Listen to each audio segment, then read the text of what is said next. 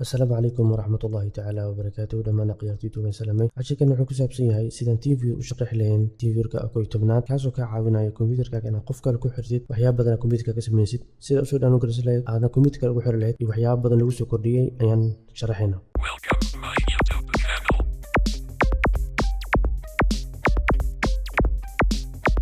marka koowaad waxaad samaynaysaa TV-gaaga Google-ga ayaa tagaysaa waxaa ku qoraysaa TeamViewer website-kooda ayaa booqanaysaa kadibna download ayay ku samaynaysaa. aniga ii soo degsan yahay kadibna double click ayaan siinayaa si aan u bilaabo installation-ka.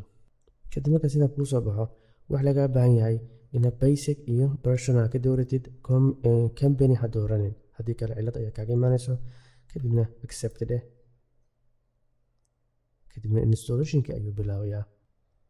marka TeamViewer kugu shumo ID-ga iyo password-ka dadka badan aad u isticmaalaan yaqaaniin haddii aad aad file transfer-na inta qofka ku xirtidna file-ka si toos ugu xawili kartaa adoo shaashadiisa arkin.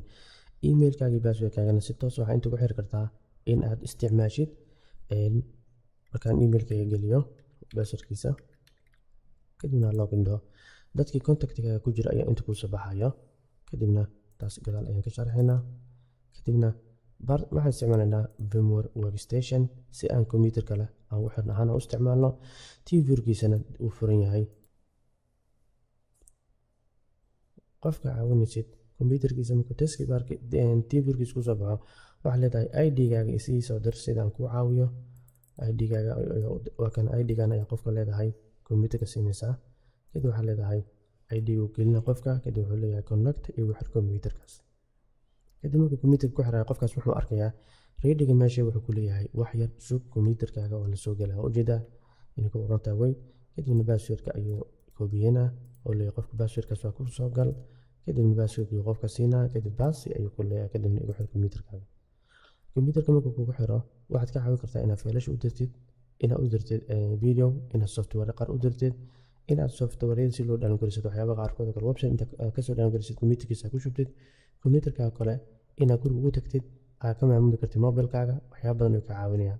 TeamViewer qof kasta yaqaano laakiin waxaan ka hadlaynaa waxyaabaha lagu soo siyaadiyay TeamViewer-ka. kadib markaan fiirino meeshaan waxaa ku qoran haddii aad ku dhufatid wuxuu ku leeyahay TeamViewer-ka dhan iga xir waay dib haddaa connect ugu samaysid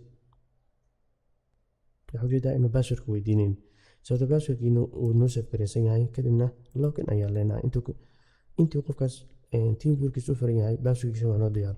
kadib islaabta waa ka hadalnay kadib action-ka markaa tagtid haddii aad aad log in computer ku samey wuxuu ku geynayaa qaybta log computer-ka ayuu ku geynayaa kadibna log in hadda dhaadid shaashada computer-kaas waad isxiraysaa. markaad tagtid VMware window-gana fiirsid ujeedaa computer-kaas log ayuu wuxuu aaday qaybta log caadi ayuu tagay.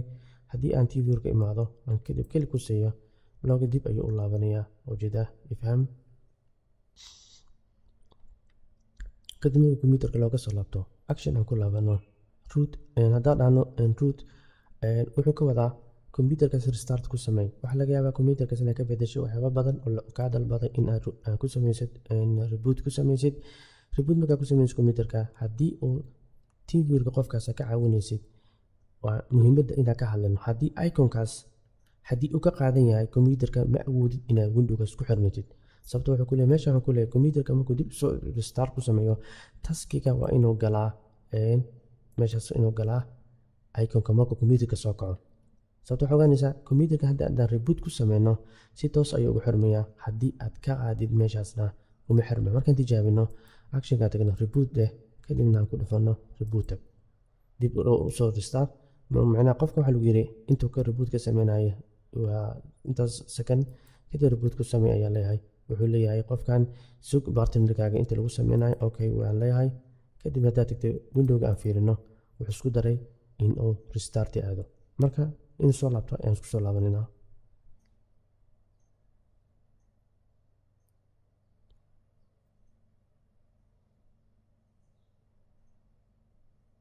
marka waxaa ujeedaa kombiyuutarkii qofkii kombiyuutarkiisa ma arkaysa laakiin kombiyuutarkan si aan qofka u tuso TeamViewer-ka uu soo kacay kombiyuutarkaas ifham aan window 8 ku jira aan restart ku sameynay uu soo kacay laakiin qofka TeamViewer-ka maamulaya ma ogaan karo inuu soo kacay laakiin waxaan ku ogaan karnaa kan hoos aan soo dhiganinaa si aan ogaano TeamViewer-keena uu noo furan yahay si automatic fiirsho intuu wax kuu soo qorayaa markii computerkaas oo ready noqdo desktopka wuxuu ku leeyahay ready ayuu noqday computerka ma kugu xiraa. kadib waxaa ujeedaa markii bartinigaaga diyaar noqday wuxuu ku dhahay your button ifham computerka magaciisa kusoo sheegay wuxuu ku dhahay is available again. barabtaa in dib lagugu xiro haddaan reconnected oo password iyo wuxuu i weydiinaya malahan si toos ayaadan computerkayga ugu xirmay. sababta hadda computerkan ujeedaa haddii aan iska xiro qof soo awoodo in dib usoo gala malahan. haddii aad ratay computerkaas qofkaas in markaas dhammaysatid aad ratid uncheck waa ka dhigi kartaa meeshaas waata check meesha saaray uncheck ayaa ka dhigi kartaa kadib disable ayaad leedahay kadib okay waa intaasoo keliya. qofka computerkiisa si toos ayuu kugu xirmayaa markaan fiirino kadibna waxaan leenahay ku xir. kadibna wuxuu sameynayaa in uu computerkii ku xiray. actionka markaan ku laabano haddii arday qofkaas computerka caawinaysid inuu computerka markaa wax u download ama wax ka hagaajinaysid ama wax ka bedelaysid arday computerkiisa inuu wax ka taaban oo keyboardka ka xiriirsid waxaa leedahay log ayaa leedahay. markaad ka log garaysid ma awoodo in aad markaa ka dhigtid meeshaas ma awoodo qofka inuu computerkaas isticmaalo. hadduu isku dayo inuu isticmaalo ma awoodo markaas waa ka qaadanani.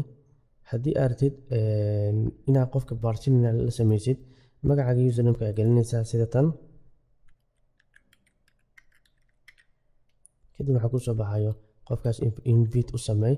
hadda marabna inaan u sameyno markaad action ku laabano haddii aad qofkaas teamworka isticmaalayso old version ku jiro oo updated ku samayn kartaa. viewga markaad tagtid screenka waxyaabo badan ayaad ka bedeli kartaa inaad u samaysid qaybtan resolutionka shaashadda markaad inaad ka bedeshid inta ayaa qofka screenkiisa ka bedeli kartaa si toos ah. kadibna hadda refresh ayaa leedahay si screenkiisa wax looga bedelo.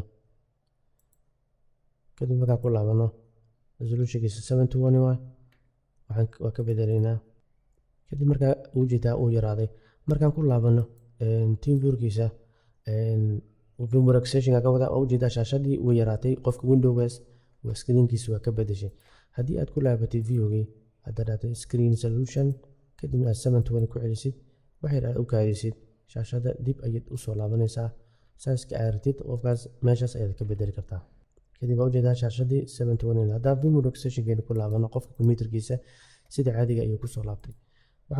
waxaa kale viewerka haddii artid muuskaaga scroll inaad u samaysid inta ayaa jeega saaraysaa si markaa muuska isticmaalaysid oo u sameeyo scrollinka oo ku muuqda ama muuska ku muuqdo qofkaas aad ka isticmaalaysid computerkiisa. haddii aadatid backgroundka madowga meeshuu ka yahay haddii artid inaad ka qarisid backgroundka sidaas ayuu qornayaa refresh ayaa leedahay. backgroundka wuxuu soo bilaabaa inuu kalarkiisa caadi kusoo laabto. qofka hadda ma dareemi karo marka ama computerka markaa ka tagto in la isticmaala ma dareemi kartid meeshaasna sidaas ayay ku sameynaysaa. haddii aan baaga kusoo celino madowgiisa ayaa ron sababto waxyaaba badan markaa sameynaysid kalarkiisa madowga si fiican kugu muuqanaa. kadibna waa ujeedaa shaashadda markaa single ku dhufatid scroll calaamad wuxuu ku sameynayaa buluug ayuu ku sameynayaa markaa ku dhufatid viewga adhaadeed select single windows scrolling kama kaagatid inaad ku weynaysid. hadda tvka isticmaalaysid wuxuu kale ku fiican kan waxay tahay qofkan computerkiisa wuxuu isticmaalaa sida computerkii kale waa ujeeda screenkiina aad u weynaaday taasaa dareemaysaa. haddii artidna inaad markaas tvka minimize ku samaysid waa ujeedaa uu kaa qarsama kadibna haddaad soo saaraysaa viewga waa ka hadalnay in aad intaas waxaa noo hada communicationka marka artid inaad qofka video aad isku aragtaan chatting soo samaysaan ama codka microphone iska hadashaan ama callna u samaysid la hadashid kama haddii aad switch samaysid macnaha waxay tahay computerkayga oo qofku wax maamulay ayaa wuxuu sameynaa markayga ani computerkayga kusoo wareeg imaanbol markaan ku dhufto hadeer wuxuu sameynayaa computerkayga in laga bedelo screenka noqdo markaan qofkii la maamulayay in ani noqdo ana marka hore wax caawinayay laakiin markaan haddaan u baahday anin dib qofka markayga caawiyo sidaas ayaan screenka u noqonaysaa. haddii artid inaad ku laabatid qofkaas screenkan ayaa tegaysaa waa ku dhufanaysaa wuxuu sameynayaa qofkii ayaa haddana markiisa ku laabanaa asigan hadduu u baahdo inuu marka screenkayga soo galo sidaas ayuu ugu dhufanaya asigan kadib markuu ku furmo communicationka maraynay meesha sound kuu saaran haddii computerkaas meega ku xiran ama hadduu wax ka dhex shidan yahay waa dhegeysan kartaa wixii kombiyuutarkaas ka socdo. tan kale fail haddaad transform haddii aad kombiyuutarkaaga inaad la sheegaysid haddii aad fail rabto inaad u dirtid transform failka artiin inaad u dirtid ayaad leedahay meeshan ayaa imaanaysaa. matalan qofkaas waxaa rabaa inaan u diro brogram yaro fudud ama crack ama batch ama rabin internetka inaan u dhex marin maraba si toos ayaa rabaa kombiyuutarkiisa inaan ugu xawilo ama sawiro ama video yar meeshaa ku xawilaysid ayaa laga yaabaa inaad desktopkadaan doorto kadibna aan kana soo doorto meeshii aan rabay inaan failka ka xawilo. markaan tago dokumentigayga in sawir aan dhaho meeshaas calaamada send waxay u dir isla markii desktopka kusoo dhaca calaamada waxaana u soo baxaya qofkaas in failkii transformka loo diray ujeedid uu successful failkii waa loo diray. kadib transformka saas u sameynaysaa failkii kadibna haddii u baahdo screen recording inaad ku sameysid recording ku sameynaysaa. capture waxay tahay sawir ka qaad ujeeda failkii aan u dirnay uu soo degay kadibna screenka markaad recording ku sameysid wuxuu isku dayay screenka inuu recording ka sameeyo ujeeda recording ayuu wadaa kadibna waxaad leedahay stop ayaa leedahay kadib inta ku save gareeya meesha aad ku save desktop aan ku save gareynaa kadibna save ayaan leeyahay sidii waa ii diyaariyay. kadibna waxaan leeyahay capture hadda sawir u baahanta inaan ka qaado qofkaas save ayaan leeyahay sana kadibna sina desktopka ii dhig ujeeda sawirka screenka ayuu ka qaaday markaan double click siiyo videoga ujeeda sawirka qofkaas kombiyuutarkiisa ayaan ka qaaday. kadib markaa aan tagno meeshaan inta waxaa ka maamulaysaa kombiyuutarka nadowga caadi waaye kana printing screen ayaa la sameynaysaa qofkaas ayaad printerkiisa la isticmaalaysaa videoga kuu soo haray startiga markaad sameynaysid iyo applicationka wixii barnaamijka u baahan inta automatic ayaa ka furi karta start haddaan dhahdid si toos ayuu kugu furmaya. marka TeamViewer qof kasta ay yaqaano ma ahan wax hadda cusub oo la leeyahay waa barnaamij cusub oo hadda soo baxay laakiin waxaan ka hadlaynaa waxyaabaha lagu soo ziyaadiyey dadka badanaa ma yaqaanin kombiyuutarkaas inaad damisid aad soo daartid si automatic inta uga maamuli kartid.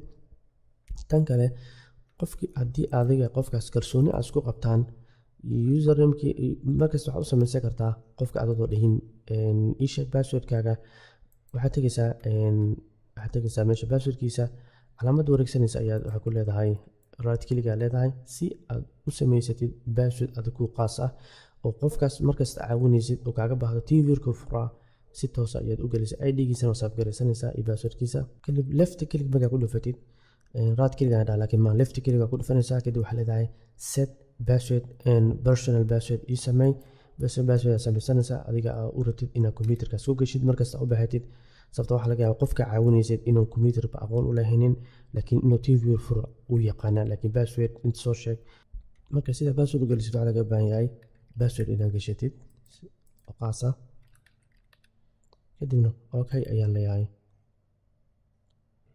waa inaan ka dhigaa 6